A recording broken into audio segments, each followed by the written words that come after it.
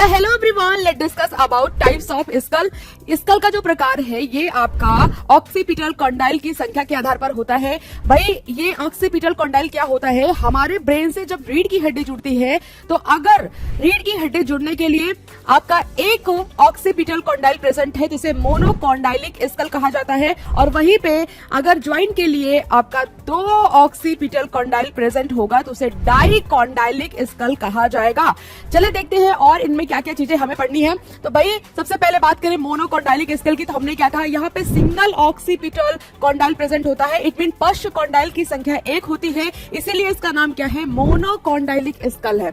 और ये जो इस आपका कनेक्शन बनेगा ये काफी सिंपल होता है और लेस स्टेबल यानी कि बहुत कम अस्थायी होता है।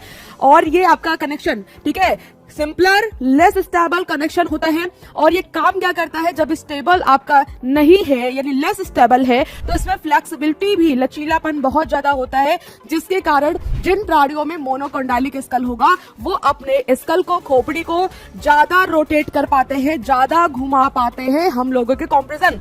तो यहाँ पे कह रहा अलाउ ग्रेटर हेड रोटेशन, ये आपका ज्यादा हेड रोटेशन को क्या करते हैं, अलाउ करते हैं, यानी कि इनमें आपका हेड का रोटेशन जो होगा ज्यादा होगा। आपने पक्षी देखा है, आपने सरीसृप देखा है, ये लोग अपने हेड को कैसे रोटेट करते हैं, छिपकली देखा होगा, सांप देखा है, बहुत सारे पक्षी आपने देखा है। क्योंकि पक्षी की बात करें तो पक्षियों में 270 डिग्री तक हेड रोटेशन होता है with the help of monocondylic skull. Monocondylic skull की वजह से ही इसमें रोटेशन जो होता है ज्यादा होता है।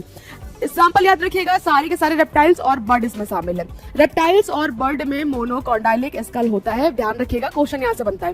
डाइकॉन्डाइलिक में इसका अपोजिट होगा। डाइकॉन्डाइलिक में दो ऑक्सीपिटल कॉन्डाइल प्रेजेंट होंगे, यहाँ पे एक ही था, इसीलिए ये डाइकॉन्डाइलिक स्कल कहा जाएगा। और इसमें जो होगा, जो ये ऑक्सीपिटल कॉन्डाइल है डायरेक्ट किससे जुड़ता है, तो फर्स्ट वर्टिब्री यानी कि जो प्रथम कशेरुका है, क्या नाम है, एटलस। ये एटलस के साथ काफी मजबूत कनेक्शन बनाता है और ये लिमिटेड हेड रोटेशन को अलाउ करता है, यानी कि इसमें सीमित हेड रोटेशन होता है, यानी कि उसमें तो बहुत ज्यादा था, ठीक है, उसमें ग्रेटर हेड रोटेशन था मोनोकॉन्डाइल में, लेकिन इसमें आपका लिमिटेड हेड रोटेशन होगा, सीमित कपाल यानी सीमित स्कल ही घूमेगी, ज्यादा नहीं घूमेगा।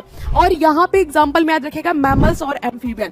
मैमल्स और एम्फीबियन जो होते हैं ये डाइकॉन्डाइलिक होते हैं, और आपका बर्ड्स हो गए यानी एवियस ग्रुप पूरा का पूरा, और रेप्टाइल्स आपके मोनोकॉन्डाइलिक होते हैं। तो ये सारे पॉइंट्स आप याद रखेगा, यहाँ से डायरेक्ट क्वेश्चन देखने को मिलते हैं। ओके भाई, सभी को थैंक यू।